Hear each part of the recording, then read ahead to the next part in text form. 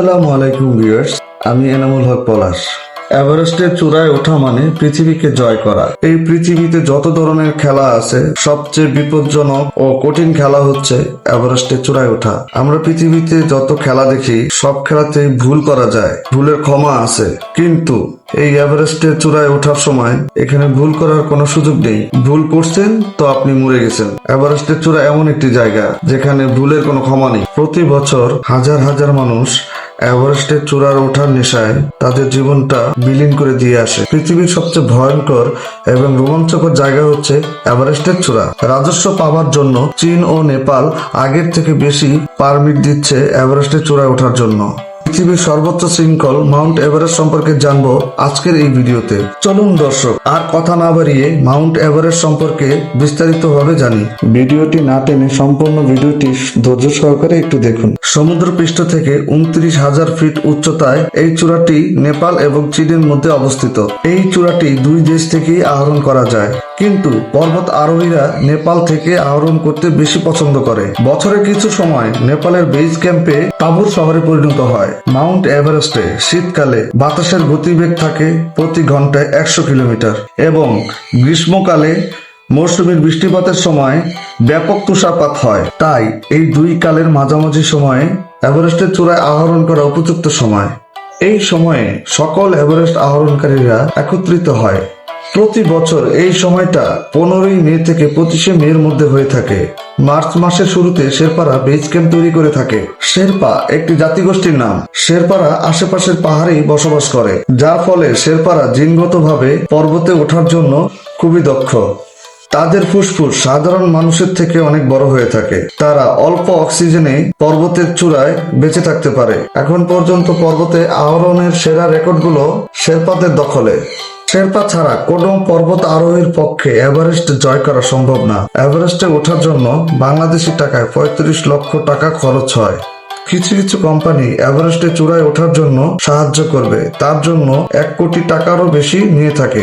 বিষয়টা এমন যে আপনি যত টাকা ঢালবেন, আপনার পর্বত আরোহণ তত সহজ হবে এবং কঠিন মুক্ত হবে। এভারেস্টে ওঠার আগে বিভিন্ন নিয়ম এবং বিভিন্ন সতর্কমূলক নির্দেশনা দিয়ে থাকে। এভারেস্টে চূড়ায় ওঠার সময় বিভিন্ন সমস্যার সম্মুখীন হতে হয়। অক্সিজেনের অভাব, অতিরিক্ত ঠান্ডা, চোখে হ্যালুসিনেশন দেখা, মানসিক অবস্থা খারাপ হয়ে যাওয়া, হাইপোথার্মিয়া হওয়া, ক্রসবাইট হওয়া, দৃষ্টিহীনতায় ভোগা, পাহাড় থেকে পড়ে মৃত্যু হওয়া, এই সকল সমস্যা এভারেস্টের চূড়ায় স্বাভাবিক ব্যাপার। এমনকি তুষার ধস, হার্ট অ্যাটাক, শীতে জমে যাওয়া কিছুতেই খাটো করে দেখার সুযোগ নেই। এই প্রতিকূল পরিবেশের সাথে পর্বত আরোহীদের মানিয়ে নিতে অনেকটা সময় ব্যয় করতে হয়। এপ্রিলের শুরুতে পর্বত আরোহীরা কাঠমান্ডুতে এসে তাদের গাইডদের সাথে যোগাযোগ শুরু করে। তারপর তারা বিমান করে লুকলা শহরে চলে আসে। এরপর তারা 10 দিনের পায়ে হেঁটে এভারেস্টের বেস ক্যাম্পে পৌঁছে যায়। তারপর শেরপারা পথ নির্দেশনার কাজ শুরু করে। এই পথ নির্দেশনার কাজ ডক্টর শেরপারা পেয়ে থাকে। এই ডক্টর শেরপাদের রাখার উদ্দেশ্য হলো পর্বত আরোহীদের পথ সহজ করে দেওয়া। কারণ ডক্টর শেরপারাই জানে এভারেস্টের কোথায় কোথায় ফাটল রয়েছে। যদি এই ফাটল চিহ্নিত করা না যায়, তাহলে এভারেস্টের খাদে পড়ে যাবে। শুধুমাত্র ডক্টর শেরপারাই জানে কোথায় কোথায় খাদ আছে। এই জন্য তারা অনেক পারিশ্রমিক নিয়ে থাকে। পর্বত আরোহীদের পথ সুন্দর বিপদমুক্ত করে থাকে এই শেরপারা। ডক্টর শেরপাদের প্রধান কাজ হলো বেস ক্যাম্পের ঠিক উপরে অবস্থিত গুম্বুর হিমবাহের উপর দিয়ে নিরাপদ রাস্তা খুঁজে বের করা।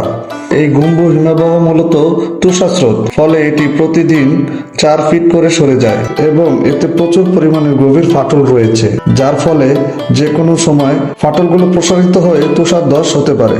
এর ফলে এভারেস্টের এই জায়গাটি অনেক বিপজ্জনক জায়গা হিসেবে চিহ্নিত করা হয়েছে। হিমবাহের ডাক্তাররা বড় বড় ফাটলগুলো পাড়ি দেবার জন্য মইগুলোকে বেঁধে এবং দড়ির সাহায্য নিয়ে ফাটলগুলো পাড়ি দেবার রাস্তা তৈরি করে। বেস ক্যাম্পে কিছুদিন বিশ্রামের পরে এপ্রিলের মাঝামাঝি সময় গুমদুম হিমবাহ পাড়ি দিয়ে ক্যাম্প 1-এ পৌঁছায়। এটি একটি অভিযোজন সফর। সমুদ্র পৃষ্ঠ থেকে অনেক উপরে এই সফর। শরীরকে এই হিমবাহের সাথে মানিয়ে নেবার জন্য এই সফর করা হয়। 1 রাত থাকার পর তুলনামূলক সমতল ভূমি ভ্যালি অফ সাইলেন্স পার করে ক্যাম্প 2-এ অবস্থান নেয়। 21,000 ফিট উচ্চতার এই ক্যাম্প অভিযোজনের জন্য একটি উত্তম স্থান হওয়ায় এখানে কয়েকদিন থাকতে হয়।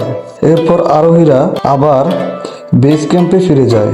বেস ক্যাম্প স্থাপনের জন্য ইয়োগ ব্যবহার করা গেলেও অন্য সকল ক্যাম্পে কোনো প্রাণী বা যানবাহন ব্যবহার করা সম্ভব না।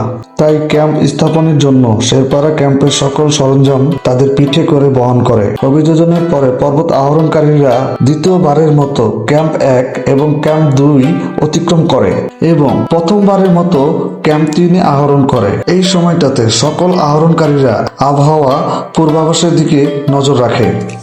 এই সময় আরোহণকারীরা একটি উপযুক্ত সময়ের জন্য অপেক্ষা করে। বাকি রাস্তাগুলো পাড়ি দিতে আরোহণকারীদের দরকার বাতাসমুক্ত এবং পরিষ্কার একটি দিন। উপযুক্ত সময় আসার সাথে সাথে দল বেঁধে পর্বত আরোহণকারীরা উঠতে শুরু করে। এই সময় প্রত্যেক শেরপাদের অক্সিজেন ট্যাঙ্ক বহন করতে হয়। এভারেস্টের এই অংশ ডেড জোন হিসেবে পরিচিতি লাভ করেছে। অক্সিজেন ছাড়া এই অংশে যে কোনো মানুষ 30 মিনিটের মধ্যে তার শরীরের যে কোনো অংশ বিকল হয়ে যেতে পারে। একটি অক্সিজেন ট্যাঙ্ক একজন আরোহীকে 3 ঘন্টা থেকে 4 ঘন্টা অক্সিজেন সরবরাহ করে থাকে। তাই অক্সিজেনের জন্য একজন আরোহীকে 12টি অক্সিজেন ট্যাঙ্ক বহন করতে হয়। প্রতিটি অক্সিজেন ট্যাঙ্ক শেরপারা অতি যত্নের সাথে বহন করে থাকে। ক্যাম্প 4-এ ওঠার সময় একজন আরোহীকে 10,000 ক্যালোরি শক্তি খরচ হয়, যার ফলে আরোহীদেরকে প্রচুর পরিমাণ প্রোটিন খাবার খেতে হয়। এত উচ্চতায় খাবার খাওয়া, পর্যাপ্ত ঘুমের কোনো বিকল্প নাই। ভিড়ের হাত থেকে বাঁচতে রাতেই পর্বত আরোহণের কাজ শুরু করে দেয়। রাত 8টা থেকে ভোর 4টা পর্যন্ত আরোহীরা আরোহণ করে। প্রতিদিন 200 জনের বিশাল একটি দল একটি মাত্র রাস্তা দিয়ে এভারেস্টের চূড়ায় ওঠার চেষ্টা করে। এই সময়টাতে ট্রাফিক জ্যামের সৃষ্টি হয়ে যায়। এই ট্রাফিক জ্যামের কারণে অক্সিজেন শেষ হয়ে যায় এবং আরোহীরা ঠান্ডায় জমে যায়, যার ফলে এখানে অনেক পর্বত আরোহীর মৃত্যু হয়। সারা রাত আরোহণ শেষে ভোর হবার আগ মুহূর্তে দক্ষিণ চূড়া পার হয়ে হিলারি স্টেপে পৌঁছায়। এই জায়গাটি অনেক বিপজ্জনক জায়গা এবং পার হওয়াটা অনেক কঠিন। এই ধাপ পার হতে প্রত্যেক আরোহী 5 মিনিট সময় পায়। অত্যন্ত সরু এই জায়গাটি পার হতে পারলেই এভারেস্টের চূড়া দেখতে পায়। বাকি অংশটুকু তুলনামূলক সহজ। পাড়ি দিয়ে আরোহীদের দল অবশেষে পৃথিবীর সবচেয়ে উঁচু স্থানে পা রাখে। প্রতি 100 জন আরোহীদের মধ্যে 10 জন আরোহী মৃত্যুবরণ করে। এই এভারেস্টের চূড়ায় ওঠা যেমন কঠিন, তেমন এভারেস্টের চূড়া থেকে নামা তার থেকেও বেশি বিপজ্জনক। অনেক সংখ্যক আরোহী এভারেস্ট থেকে নামার সময় মৃত্যুবরণ করে। যেমন বাংলাদেশের সন্তান সজল খালেদ 25শে মে 2018 সালে এভারেস্টের চূড়া থেকে নামার সময় উপর থেকে পড়ে মারা যায়, কিন্তু তার মরদেহ ওইখান থেকে আনা সম্ভব হয়নি।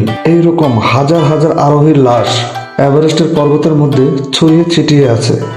শত শত বছর ধরে এই লাশ অক্ষত অবস্থায় আছে। এই মরদেহগুলোকে পাশ কাটিয়ে আহরণকারীদের যেতে হয়। কতটা সাহসী হলে এভারেস্টের চূড়ায় আহরণ করতে যেতে হয়। আশেপাশে শত শত লাশ দেখা সত্ত্বেও আহরণকারীরা এভারেস্টের চূড়ায় ওঠার জন্য ছুটে যায়।